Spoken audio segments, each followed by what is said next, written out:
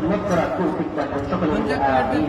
আল্লাহ তাআলা যে আয়াত কারীমা আমাদের সম্মুখে তেলাওয়াত করেছেন وقضى ربك ألا تعبدوا إلا إياه وبالوالدين إحسانا إما يبلغن عندك الكبر أحدهما أو كلاهما فلا تقل لهما أف ولا تنهرهما وقل لهما قولا كريما।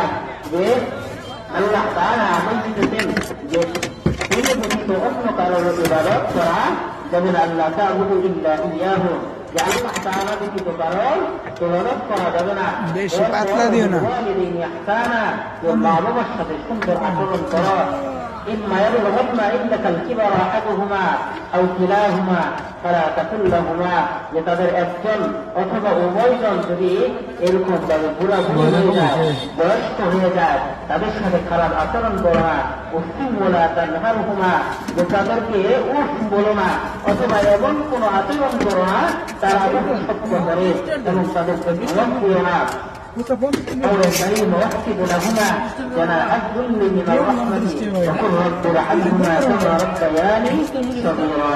আর যদি তারা এরকম বন্ধুর থেকে বিদায় নিয়ে চলে যায় তাদের জন্য বেশি বেশি আল্লাহ তাআলার দরবারে এরকম দোয়া করো, وقل رب ارحمهما كما ربياني صغيرا।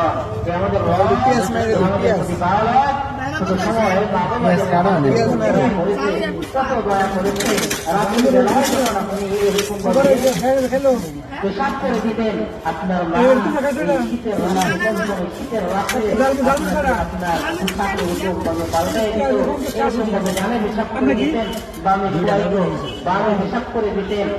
আপনার মা ভিজা জায়গায় আপনাকে শুকনো জায়গায় শোয়াইছে। আরো কত এরকম ভাবে আপনার উপর আপনার মা করেছে। এইরকম দয়া